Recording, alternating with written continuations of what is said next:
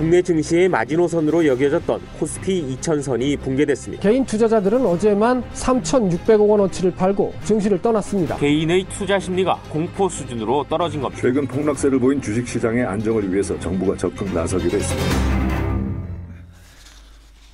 요즘 우리 사회에서 가장 걱정스러운 시선을 온통 받고 있는 곳 어디겠습니까? 예, 주식시장입니다.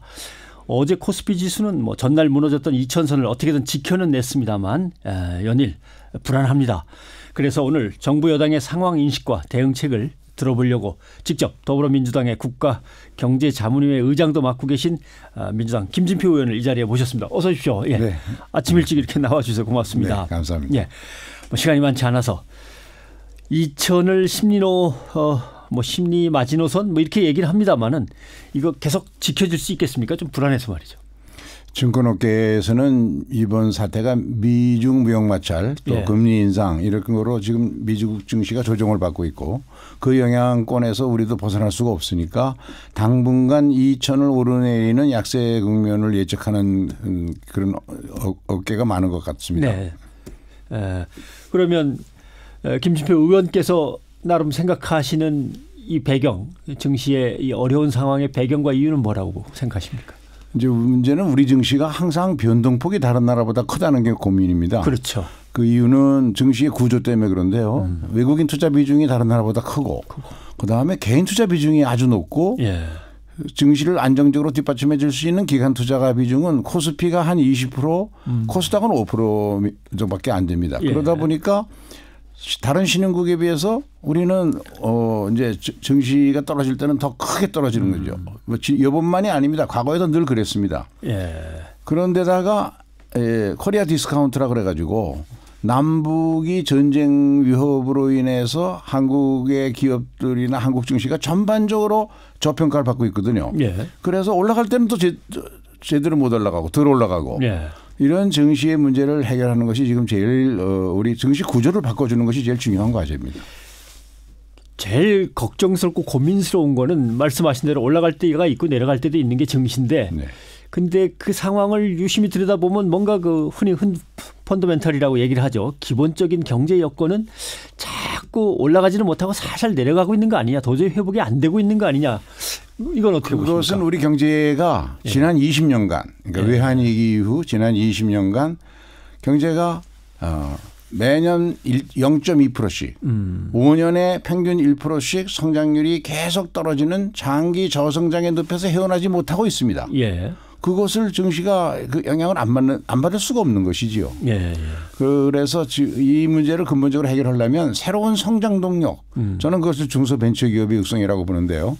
그 새로운 성장 동력을 육성을 해서 우리 경제에 새로운 반등세를 만들어줘야만 증시도 장기적으로 올라갈 수 있고 특히 그런 과정에서 기관 투자가를 육성해서 좀 증시가 안정적인 투자의 장소가 돼야 되는데 이게 투기의 장소로 개인 투자자의 비중이 많고 외국인 투자 비중이 많으니까 소위 뇌동매매가 심해집니다. 그냥 차분하게 지켜보고 긴 안목으로 투자하는 게 아니라 그때 단타 매매가 너무 심하니까. 투자자들의 불안 심리가 그대로 증시에 반영이 된다는 말씀이군요. 그래서 기관 투자가의 비중을 높이는 것이 증시 안정에 있어서 가장 중요한 정책입니다.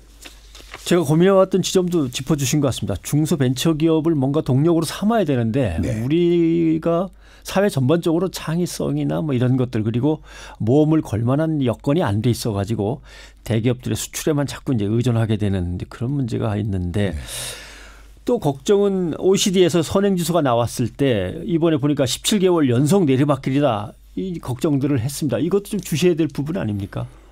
그렇습니다. 우리 경제가 이제 지난 20년간 계속 내리막 성장을 했는데 이 가장 그 큰 경제 운영의 패러다임이 재벌 중심의 투자 촉진 정책이었거든요. 근데 그게 효과가 없었다는 것이 드러난 거죠.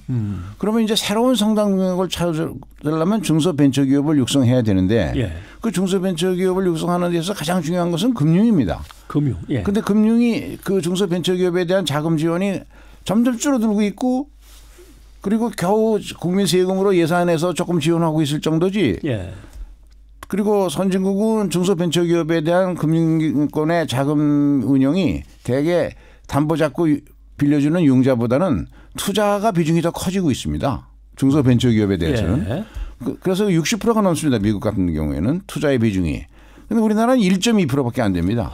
예. 그래서 금융의 혁신을 통해서 너무 은행에 치중되어서 보수적으로 경영하는 우리 금융권을 빨리 자본시장을 육성하는 쪽으로 예. 그래서 증권회사라든가 자산운용회사의 그 육성을 빨리 촉진시켜서 좋은 인재나 저 많은 자금이 은행에서 증권 자산운용회사 등 자본시장으로 투자은행으로 옮겨가는 이것이 가장 시급한 과제라고 생각합니다.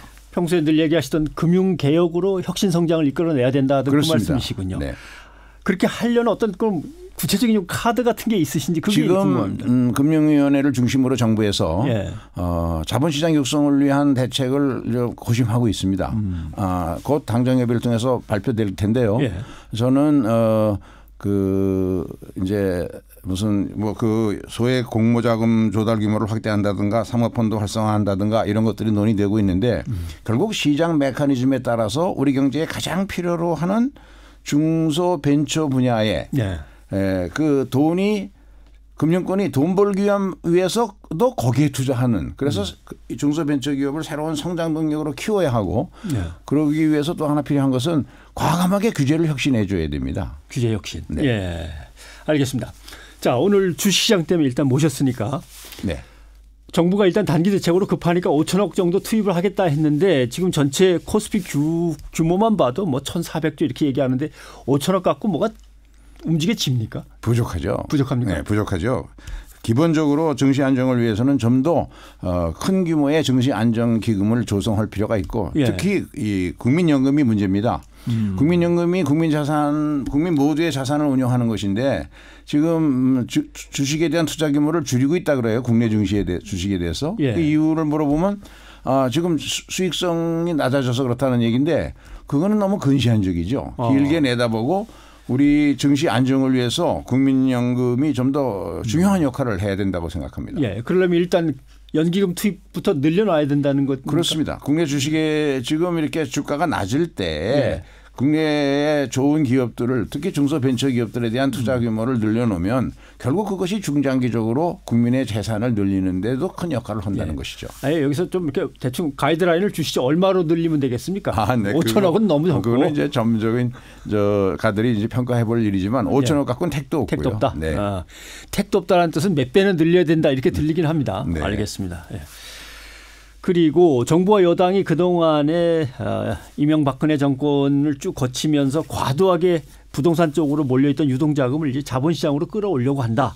이제 이런 얘기도 나오고 있고요. 그래서 사모펀드 투자자들에 대한 제한을 훨씬 더 완화하겠다 이런 얘기도 나옵니다. 여기에 대해서는 어떤 입장이십니까? 그게 바로 말씀드린 대로 자본시장 육성 방안의 큰 흐름이 그거고 예. 우리 경제가 특히 금융이 지난 20년간 외환위기 이전에는 금융권에서 대개 경제에 대한 자금 운영을 하는 걸 보면 기업금융이 80%나 됐습니다. 네. 그런데 지금은 기업금융이 46%로 줄어들었습니다. 그래서 기업금융의 비중을 좀 늘려야 되고 특히 중소벤처에 대해서는 융자보다는 투자의 형식으로 예. 새로 만드는 중소벤처기업을 무슨 담보 능력이 있어서 은행으로부터 돈을 빌릴 수 있겠습니까? 거기는 좋은 기업을 발굴해서 전문가를 가지고 있는 금융기관들이 예. 적극적으로 투자해서 국민 경제를 살리는 쪽으로 자금이 배분되게 만들어야 되는데 그게 약한 것이 우리 금융의 큰 문제입니다. 예, 알겠습니다. 그 기억하시겠죠? 뭐 지난 여름인가요? 그 당대표 경선에 나오셨을 때 네네. 문재인 경제가 곧 김진표 경제입니다. 네. 얘기를 하셨으니까 지금 이제 보수 야당 쪽에서는 공격하기를 이거 봐라 이거 지금 이게 소득주도 성장 정책이 실패하니까 증시 폭락이 그걸 반영하고 있는 거 아니냐. 그대로 간증하고 있는 거 아니냐. 지금 네. 이렇게 공격하는데 이거 어떻게 답하시겠습니까? 야당 입장에서 그런 소리 할 수 있겠죠. 그러나 예. 이번 증시는 누구나 다 아는 것처럼 세계 증시의 동반 하락 중에서 우리의 증시의 구조적인 문제 때문에 기관 투자가가 작고 개미 군단과 외국인 투자가 많은 이런 그것 때문에 변동성이 커서 생긴 것이고 예. 그러나 우리의 단기 자금 시장이라든가 외환 시장은 안정적으로 운영되고 있습니다. 예. 근데 문제는 우리 경제가 그런 문제가 없냐 하면 그건 아닙니다. 지난 20년간 재벌 중심의 성장 정책을 하는 과정에서 예. 경제가 성장 동력을 잃어버렸거든요. 예. 그래서 이것을 새로운 성장 동력을 육성해 줘야 하고 그게 혁신 성장입니다. 그 혁신 성장을 앞당기는 일이 중요하고 야당이 반대하는 그 소득주도 성장이라고 하는 것은 예. 문재인 정부가 독창적으로 만들어낸 게 아니고 IMF나 OECD 같은 것이 한국 경제가 지난 20년간 왜 그 잘 나가던 한국 경제가 계속 내리막을 걷고 있냐. 이거는 경제 운영의 패러다임이 잘못돼서 그렇다. 재벌 중심의 수출 정책이 이거 안 맞는다. 그러니까 포용적 혁신 성장을 취해라. 그것을 받아들인 겁니다. 예. 그런데 이제 그 중요한 내용인 최저임금 인상이라든가 근로시간 단축이 한꺼번에 5천만에게 모두 적용되다 보니까 초기에는 부작용이 생길 수밖에 없는데 예. 효과는 또 2, 3년 걸려야 나타나거든요. 그래서 그 정책은 꾸준히 일관성 있게 추진해 가되 예. 보완책을 빨리 하고 특히 이제 EITC라든가 뭐 이런 여러 가지 보완책들이 있습니다. 근로장려세제나 그 일자리 안정자금이라든가 이런 것이 신속하게 나타나도록 해서 정책을 시키되 중요한 것은 혁신 성장을 앞당겨서 중소벤처 그렇게 하기 위한 금융 혁신을 앞당기는 일이 가장 중요합니다. 네, 알겠습니다. 뭔가 구조적으로 그동안 잘못돼 있던 것이 거기다가 또 심리적인 요인까지 막 겹쳐져서 증시가 지금 하락폭이 너무 이제 크고 제대로 올라가지 못한다는 설명을 해 주셨는데 어떤 분들은 2008년 금융위기가 연상된다. 2012년에 증시 폭락이 다시 오는 거 아니냐. 그거에 비해서는 현 정부가 경제정책 전반에도 그렇고 증시 대책도 그렇고 좀 수뇌부가 좀 뭐랄까요 컨트롤 타워가 너무 소극적이거나 아니면 너무 낙관적으로만 보거나 너무 덜 움직이는 거 아니냐. 좀 뭔가 좀 크고 확실한 걸 내놨으면 이런 바람이 있는 것 같습니다.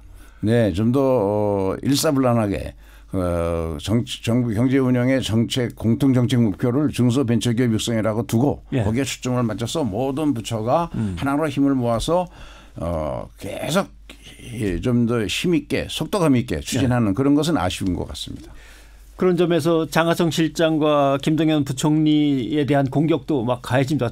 뭔가 엇박자가 나는 거 아니냐 두 사람 사이에. 뭐 둘을 바꾸든 둘 중에 하나를 바꾸든 바꾸자는 얘기도 자꾸 나오는 것 같고 물론 야당의 정치 공세일 수도 있습니다만은 사령탑 교체나 이런 거는 어떻게 보십니까? 그거야 뭐 대통령님의 정권 사항이니까 제가 뭐라고 하는 것은 적절치 않고 다만 이제 경제가 어려울 때는 늘 이런 이야기가 언론에서도 야당에서도 나오고 있었죠. 예.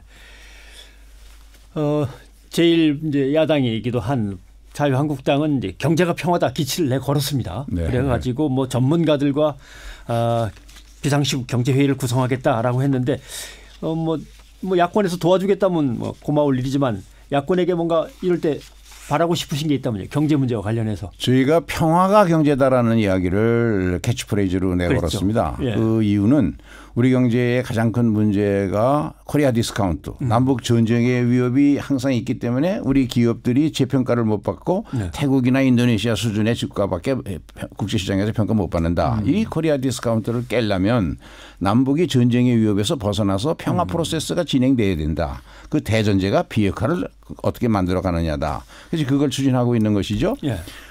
그리고 그렇게 되면 남북 간의 경제 협력이 잘 이루어지면 한국 경제가 세계가 깜짝 놀랄 제2의 그 번영기, 도약기를 맞을 수 있다는 것이 골드만삭스를 비롯한 많은 세계 투자 분석 기관들의 예측이기 때문에 평화가 경제다라는 캐치프레이즈를 내걸었더니 야당이 반어법으로 그걸 폄하하기 위해서 경제가 평화다 뭐 이런 얘기를 어제 했더라고요.